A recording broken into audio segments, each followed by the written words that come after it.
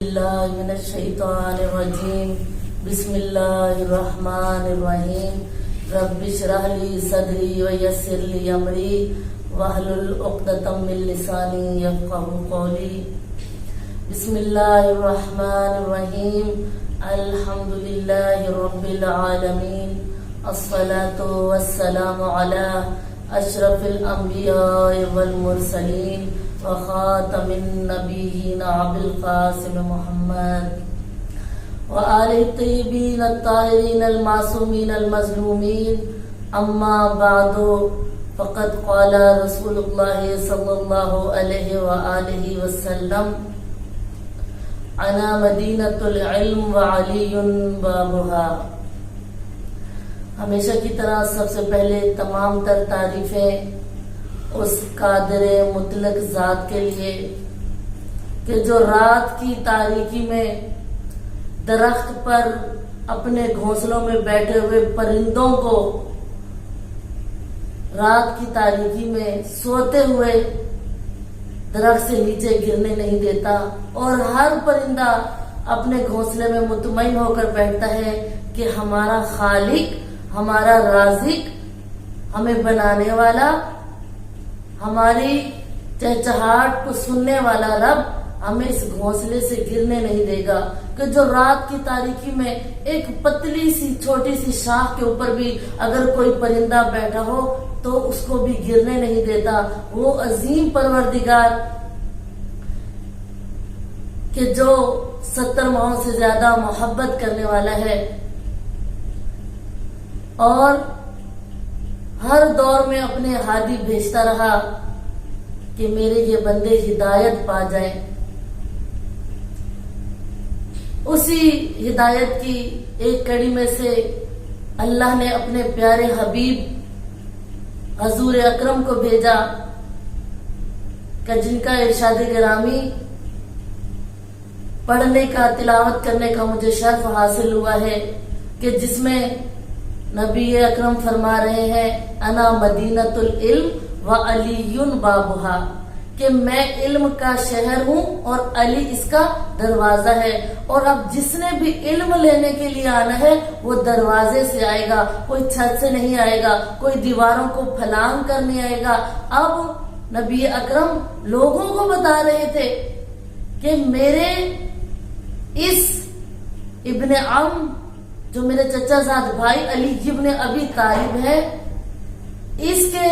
فضائل بیان کرتے ہوئے رسول اکرم فرماتے ہیں بہت ہی خوبصورت اور نورانی جملہ کہ انا مدینۃ العلم وعلی بابھا، کہ میں علم کا شہر ہوں اور علی اس کا دروازہ ہے۔ یعنی اب جو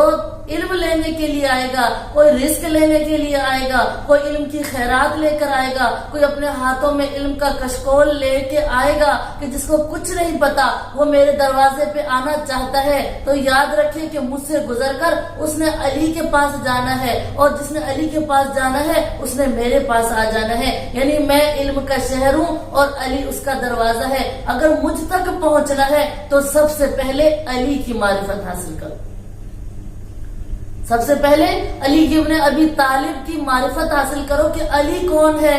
علی مجھ سے جدا نہیں ہے، میں علی سے جدا نہیں ہوں، اور علی تمام کائنات کا امام بن کر آیا ہے۔ اور یہی خصوصیت امیر کائنات صاحب نہج البلاغہ کو حاصل ہے کہ علی مرتضی مولا مشکل کشا حیدر کرار کو یہ خصوصیت حاصل ہے کہ وہ سب سے پہلے اس دنیا میں امام بن کر آئے۔ کہ کچھ خصوصیات ایسی ہیں جو کسی اور نبی کو نہیں ملی، کسی اور امام کو نہیں ملی، لیکن امام علی ابن ابی طالب کو وہ خصوصیات ملی ہیں۔ تو عزیزان گرامی، وہ کون سی خصوصیات؟ سب سے پہلی خصوصیت کہ پوری روح کائنات پر سب سے پہلا امام بننے والا حضرت علی ابن ابی طالب تھے۔ اور دوسری خصوصیت کیا تھی کہ جو ان کے سسر تھے، ایسا رسول اکرم جیسا کسی کو سسر نہیں ملا۔ اور تیسری خصوصیت کیا ہے؟ جتنے بھی نبی گزرے ان کی بھی زوجات تھیں، جتنے آنے والے بعد از امیر کائنات امام ہیں ان کی بھی زوجات ہوں گی، لیکن یہ خصوصیت، یہ شرط امیر کائنات کو ملا کہ ان کو بہت ہی خوبصورت زوجہ جو رسول خدا کی بیٹی تھی ان کا شرف حاصل ہوا کہ ان کو اپنے عقد مبارک میں لے. یہ خصوصیت بھی امیر کائنات کو ملی ہے. اور میں کیا امیر کائنات کے فضائل و مناقب کو کمالات کو بیان کروں گی. کہا اگر ان کی تاریخ کا مطالعہ کیا جائے, فضائل امام علی علیہ السلام پر نگاہ ڈالی جائے تو ایک ایسا بے قرار سمندر ہے جس میں انسان جتنا بھی غوطہ لگاتا جائے گا اتنے زیادہ فضائل کے موتی وہ حاصل کرتا چلا جائے گا. یعنی ایک ایسا سمندر ہے کہ جس کی تہ تک پہنچنا ناممکن ہے. ہر انسان امیر کائنات کی معرفت نہیں رکھتا, ہر انسان ان کی معرفت حاصل بھی نہیں کر سکتا, چونکہ فضائل و کمالات اس قدر ہے امیر کائنات کے. کسی نے ابن احمد سے سوال کیا کہ امیر المومنین کے فضائل تو بیان کریں, تو انہوں نے کہا کہ میں اس شخص کی توصیف کیا بیان کروں گا, میں اس کے کمالات کیا بیان کروں گا کہ جس کے دشمنوں نے حسادت سے اور دوستوں نے دشمنوں کے خوف سے اس کے فضائل پر پردہ پوشی کی ہے. اور ان دو کرداروں کے درمیان بھی مشرق سے لے کر مغرب تک اور مغرب سے لے کر مشرق تک کی دنیا امیر کائنات کے فضائل سے بھری ہوئی ہے. اسی لیے رسول اکرم اپنے چچا زاد بھائی امیر المومنین حضرت علی ابن ابی طالب کے کمالات و مناقب بیان کرتے ہوئے فرماتے ہیں کہ اے علی, خدا اور نبی کے علاوہ تجھے کسی نے نہیں پہچانا. یہ کون ذات ہے کہ جسے کوئی نہ پہچان سکا ہے؟ اگر کسی نے پہچانا تو وہ چاہے صرف خدا کی ذات ہے یا نبی مکرم کی ذات ہے. کوئی بھی اگر ان کو پہچاننے کے لیے آیا, کسی نے ان کے خطبوں کو دیکھا,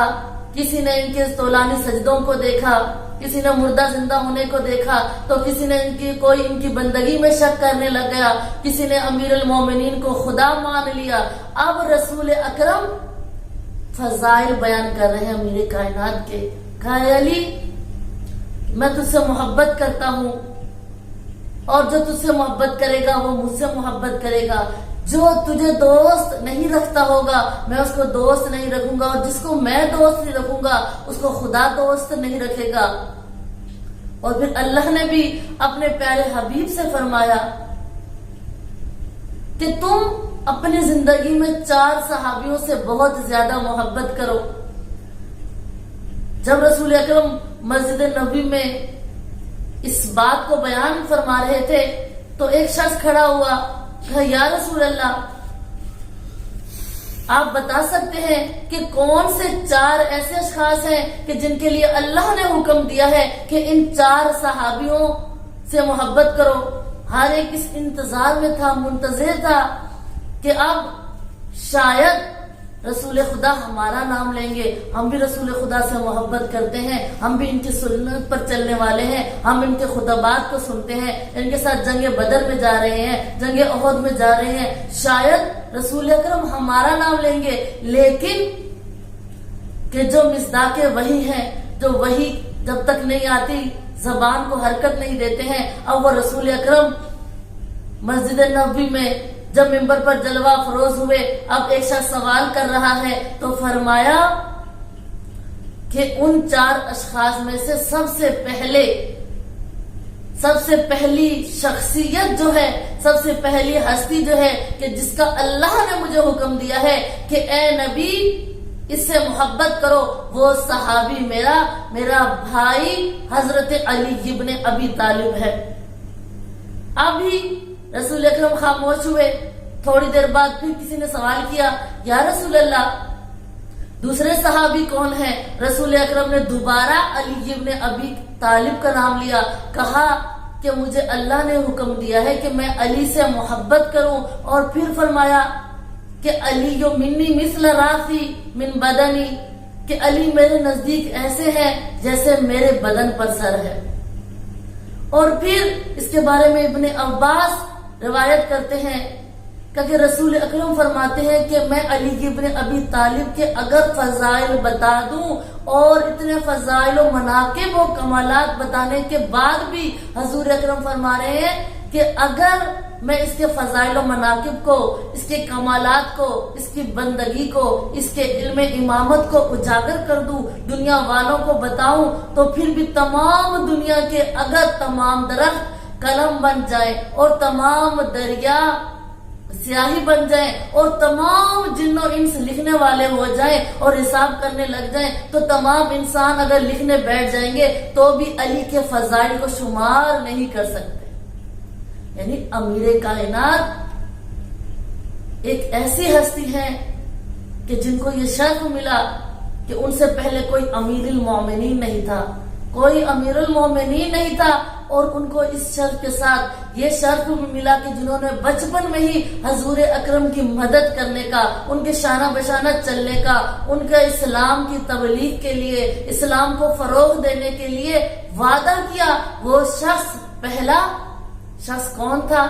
حضرت امیر کائنات۔ اور پھر اس کے بعد یہ شرف بھی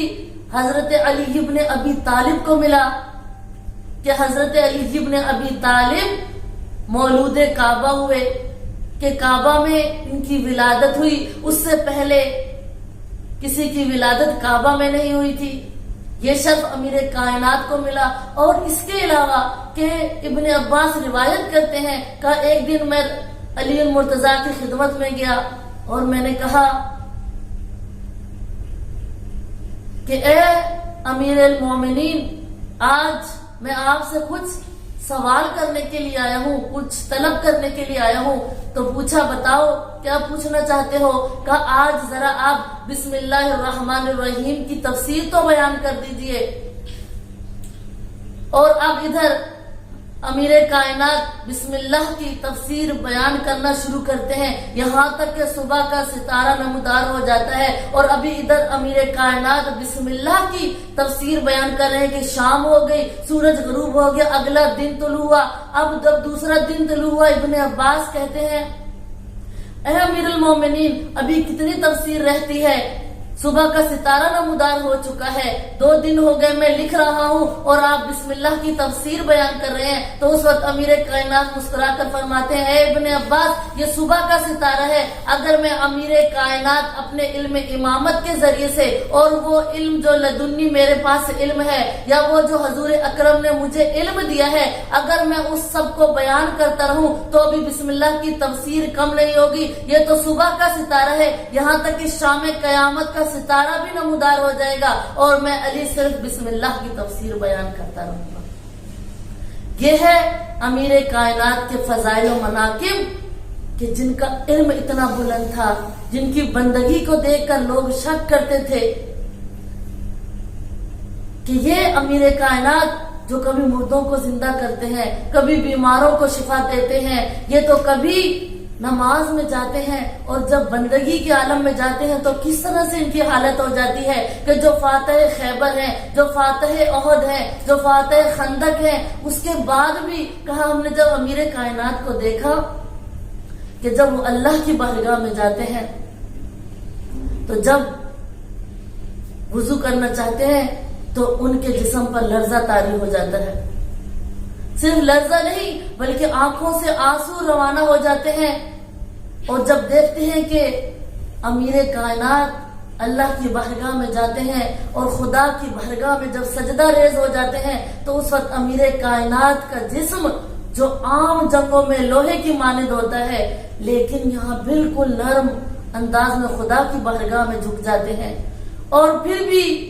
کہتے ہیں کہ یا بار الہ، میں امیر کائنات وہ حق ادا نہیں کر سکتا، وہ بندگی کا حق ادا نہیں کر سکتا کہ جو تو نے مجھے دیا ہے۔ تو مومنات آخر میں دعا کرتے ہیں یا بار الہ، ہمیں سیرت امام علی علیہ السلام پر چلنے کی توفیق عطا فرما، ہم سب کی پریشانیوں کو دور فرما۔ یا بار الہ، جس نے جہاں بھی التماس سے دعا کا ہے سب کی دعاؤں پر قبولیت کی مہر لگا۔ اول و آخر ہماری یہی دعا ہے کہ ہمارے وقت کے امام کے ظہور میں تعجیل عطا فرما۔